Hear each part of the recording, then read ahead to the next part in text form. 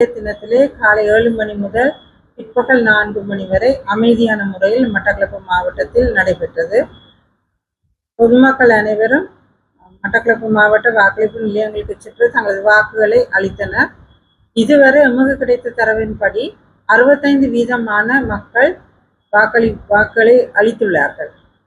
இந்த முறை வாக்களிப்பு கடமைகளுக்காக 6750 அரசாங்க உத்தியோகத்தர்கள் கடமையில் ஈடுபடுத்தப்பட்டுள்ளனர்.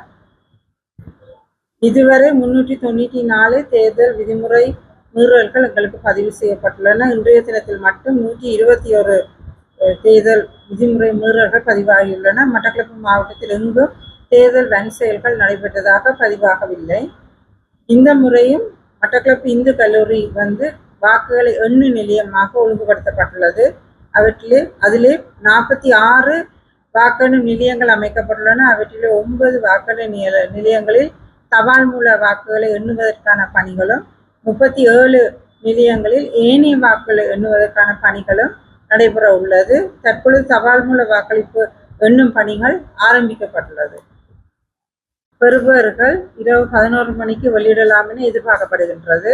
அதே வேளையிலே ஏனைய வாக்குகளை எண்ணும் பணிகள் அவையும் ஆரம்பிக்கப்பட்டுள்ளன. அவற்றின் முடிவுகள் 12 மணிக்கு பின்னர் அறிவிக்கப்படும்.